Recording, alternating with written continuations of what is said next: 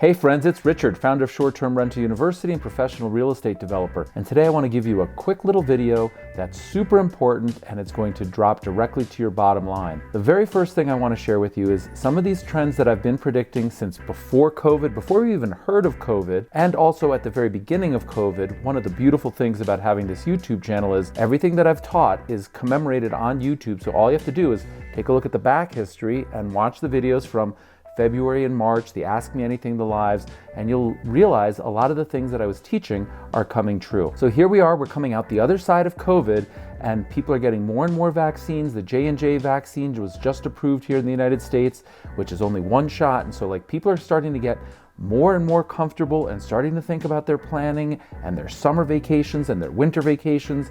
And so accordingly, a lot of the predictions that I made are starting to happen. There's an incredible amount of pent-up demand, and specifically in places where people can drive, where they don't have to get on an airplane or go abroad internationally.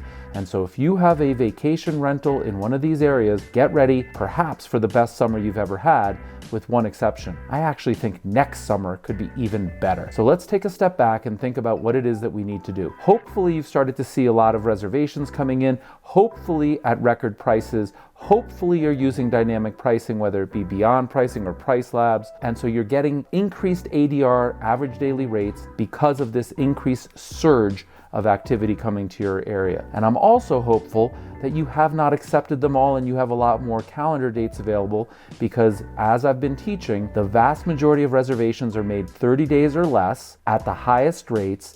And to give you an analogy outside of the short-term rental market, the airlines make all of their profits on the last few seats sold, not the first few. Now, most people new to the Airbnb platform and VRBO, we want certainty. We want knowledge that we're going to be able to make our April mortgage payment and our May mortgage payment and so on. And so we take reservations, and the way that we take advanced reservations is by finding the budget discount shopper, people that are prepared to book long in advance at lower rates, and that's the trade-off, right? Somebody will book far in advance for a lower rate, and there's another type of person that I actually target. I increase my rates the further out it is. So if somebody wants to secure July 4th of 2022 or July 4th of 2023, it's available, but I charge a premium. The average new host to Airbnb does the opposite.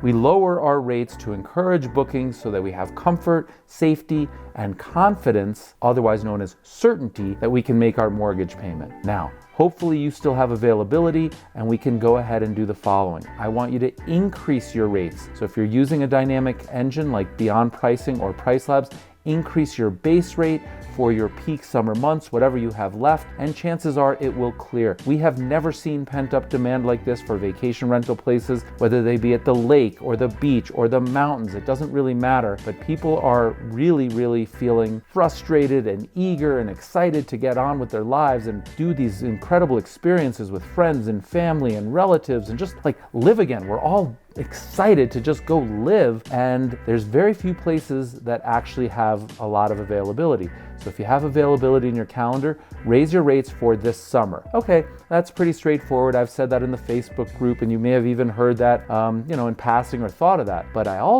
what I'm personally doing is I'm raising my rates for winter of 2022. You see, I've got a lot of diversification in my portfolio so that I can weather the storm, or so that seasonality actually doesn't really exist for me. I have places that are peak rentals in summer, and then I have places that are peak rentals in winter. And what I'm trying to do at the portfolio level is smooth it out, right? So I don't want all these ups and downs, and I have to make all my money in one season, then I have to budget and allocate and hold on for dear life until a year from now. So when I create my diversified portfolio, I intentionally add properties that are peak summer, and other ones that are peak spring, and other ones that are peak fall, and other ones that are peak winter. So right now, I'm in the process of my hotels that are peak winter: Palm Springs, California, Palm Beach, Florida, and Nosara, Costa Rica. Those three properties, I'm increasing my rates for December, January, February, and March of 2021 and into 2022. Why? Because I think by then, all of these vaccinations and people's comfort level to get on airplanes and travel further are going to really be at a state where there's going to be a lot more demand than there is supply. So if people want to start booking now, they can go ahead, but it's going to cost them more. And the last thing I want you to think about is, now we're talking really crazy stuff, right? 15, 16 months from now, summer of 2022, I think there's going to be insane demand. We're going into a period of time that could resemble the roaring 20s. People are going to want to spend. The Federal Reserve is pumping money into the economy. People that were shut out, maybe they were kind of scared with COVID and so they didn't travel in 2021 this coming summer, or maybe by the time they got comfortable, they were shut out or rates were too high. In any event, there's going to be a lot of people that really didn't get their act together for one reason or another.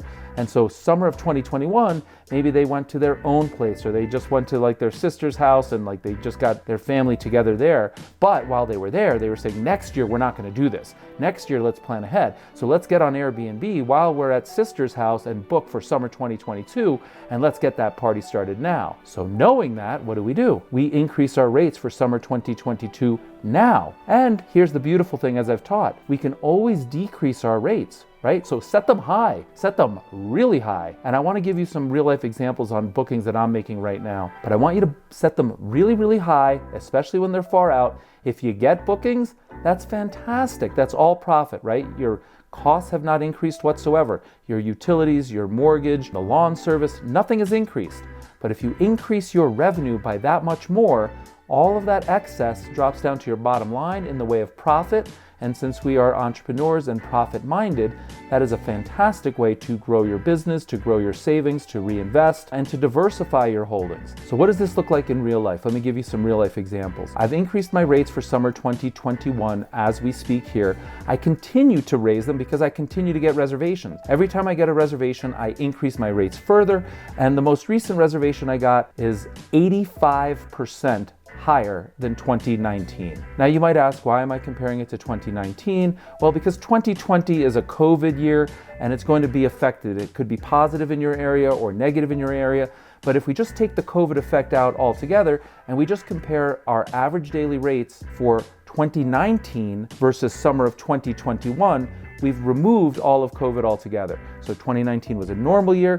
2021 is going to be a COVID-affected year. COVID-affected, by the way, could be positive, meaning more demand, or negative, like depending on where you are. We don't really know, but it's got a little footnote or asterisk next to it. So when I take a look at my 2021 summer bookings for the property that I'm in right now, where I'm sitting and filming in Jackson Hole, Wyoming, I am getting booked today at 85% more than 2019.